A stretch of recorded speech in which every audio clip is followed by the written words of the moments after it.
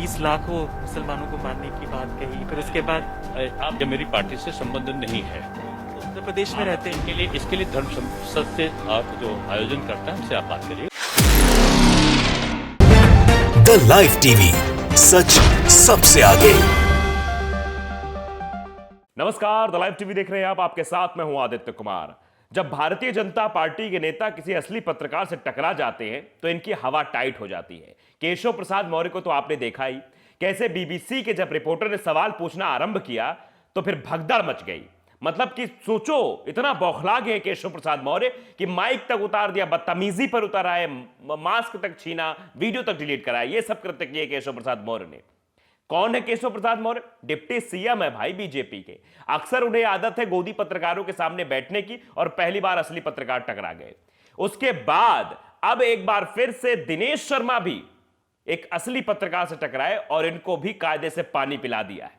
इनकी भी कायदे से खटिया खड़ी कर दी है। एक एक करके जब सवाल पूछे, बेचारे बोल नहीं पा रहे थे, पहले हकला गए थे, फिर उल्टी सीधी बातें कर रहे थे। ऐसा लग रहा था गुस्से से भरे बैठे हैं। मतलब दिनेश शर्मा जी का आप चेहरा देखेंगे, वो भी डिप्टी सीएम ही हैं, उनका चेहरा आप देखेंगे तो ऐसा लगेगा बस बिल्कुल गुस्से में बैठे हुए हैं, कोई जवाब नहीं देना, उल्टी सीधी बातें करेंगे और टारगेट करेंगे। जो शब्द केशव प्रसाद मौर्य बोल रहे थे कि आप एजेंट के तौर पे बात कर रहे हो, आप ये कर रहे हो, आप एजेंडा सेट कर रहे हो, वही सेम बात दिनेश शर्मा भी करते हुए नजर आए। तो हम एक एक करके आपको उस पूरे इंटरव्यू का वीडियो क्लिप दिखाएंगे, लेकिन सबसे पहले आपको यह वीडियो क्लिप दिखाना चाहते हैं हम उसी इंटरव्यू का, जब धर्म संसद को लेकर सवाल पूछा गया तो कैसे जवाब दिया, और कहते हैं कि हमने तो सुना ही नहीं, हम तो सबका साथ सबका विकास वाली बात करते हैं। जरा आप ये वीडियो थोड़ा सा देख लीजिए, आप पूरी बातें समझ जाएंगे। वीडियो 20 लाखों मुसलमानों को मारने की बात कही, फिर उसके बाद आप वो प्रश्न मुझसे कर रहे हैं इसका मुझसे या मेरी पार्टी से संबंध नहीं है। ये लोग तो उत्तर प्रदेश में रहते हैं। इसके लिए धर्म संसद से जो आयोजन करता है हमसे आप बात करिएगा। मैंने जब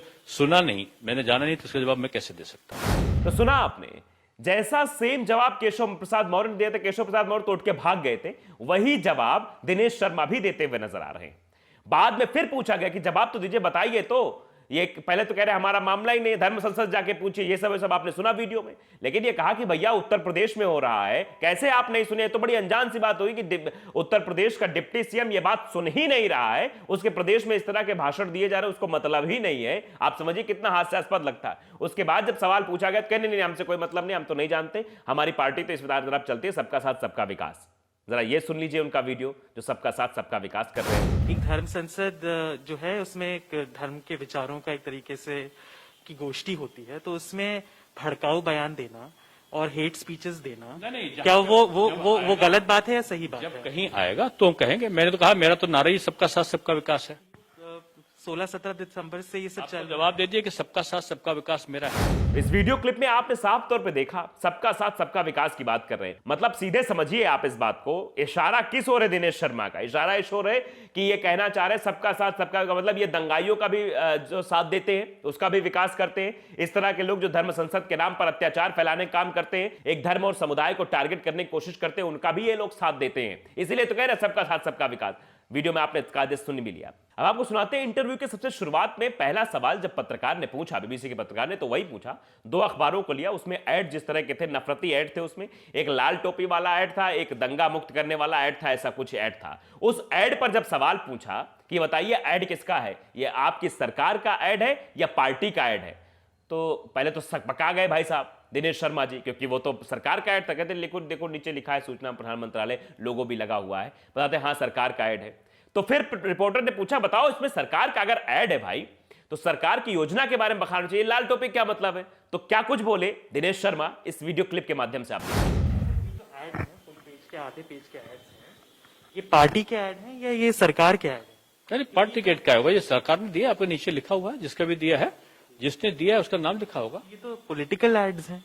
जो भी एड दिए गए, मैंने इसमें अभी आप हमको तत्काल दिखा रहे हैं, इसमें सूचना आयोग का एक लोगो बना हुआ है, जिसने दिया होगा उसका जिक्र होगा इसमें।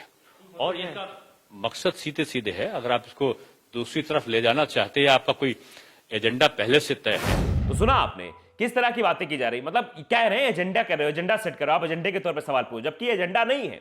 यही काम है भारतीय जनता पार्टी का, झूठ और फरेब फैलाना, इस तरह से दूसरों को टारगेट करना, ऐड में पैसे जनता खर्च करना। ये पार्टी का ऐड नहीं है, ये सरकार का ऐड है। सरकारी पैसा मतलब हमारा आपका पैसा, उस पैसे का इस्तेमाल किस तरह से नफरत फैलाने में हो रहा है आप देख रहे हैं। फिर उसके बाद जब रिपोर्टर अगले सवाल पर आए, उन्होंने अगला सवाल पूछा, भाई बताओ, आप लोग विकास दुबे का नाम नहीं लेते हो, आप लोग अतीक अहमद का नाम ले लोगे, और भी जो मुस्लिम है उनका नाम ले लोगे, आप कह दोगे वो दंगाई थे, ये कर दिया हमने, वैसा कर दिया, लेकिन आप विकास दुबे का नाम नहीं लेते हो। तो उस सवाल का जो जवाब था उस पर फिर कहने लगे कि आप एजेंडे की तौर पर बात करो। मतलब आप समझिए, कोई भी सवाल पूछा जा रहा है, उस सवाल का जवाब नहीं दे रहे, और ये विकास दुबे का नाम क्यों नहीं ले रहे? आप भी शायद इस बात को जानते हैं, अगर आप राजनीति की थोड़ी समझ रखते हैं तो आप भी समझ रहे होंगे कि विकास दुबे का नाम क्यों नहीं ले रहे। जरा इस वीडियो क्लिप को आप ध्यान से सुनिए, आपको समझ में आ जाएगा कि प्रश्न का तरीका गलत है। आप बीबीसी से सम्मानित उससे हो, किसी चीज को आप अपनी बात को किसी से मनवाने वाले प्रश्न नहीं करने चाहिए। ये व्यक्ति विशेष का जो एजेंडा होता है इस प्रकार के प्रश्न करता है। आपने एक प्रश्न किया, उसका मैंने जवाब दिया कि माफिया की जात के आधार पर प्रचारित नहीं होता, जो माफिया है उसके खिलाफ कार्रवाई, मेरा जवाब। तो सुन लिया आपने। तो ये इस तरह के लोग हैं, ये सिर्फ और सिर्फ जब चुनाव का वक्त आता है तो नफरती बीज बोने का काम करते हैं। अगला सवाल जब पूछा बीबीसी के रिपोर्टर ने तो वो ये था कि बीजेपी का उत्तर प्रदेश का ट्विटर हैंडल, आप क्योंकि वर्चुअल हो गया है चुनाव का तरीका भी, तो उसमें ट्वीट क्या किया गया है वो फुल स्क्रीन पर आपके ट्वीट है, मैं पढ़ के सुनाता हूं आपको। बाबरी ढांचा गिरने का ना तो खेद था, ना ही कोई दुख है और ना ही कोई पछतावा। जिनके लिए 6 दिसंबर 1992 में घटना थी वो राष्ट्रीय गर्व की बात है। ऐसे थे परम श्रद्धेय सिंह बाबूजी, कल्याण सिंह बाबूजी का नाम लिया है। ये 9:30 पर 5 जनवरी को ये ट्वीट किया गया है। इस ट्वीट के क्या मायने आप ये समझते हैं। अब जब इसी को लेकर दिनेश शर्मा जी से सवाल पूछा गया कि पुराने जख्म क्यों कुरेद रहे हैं आप, इसका क्या मतलब ऐसे समय में, जो हो गया था, कोर्ट में सारा मामला आया, उसके बाद अब मंदिर बन रहा, सब कुछ हो रहा है, तो इसकी जरूरत क्यों आन पड़ी इस तरह के शब्दों को, इस तरह की चीजों को? तो जरा देखिए क्या बोले साहब दिनेश शर्मा।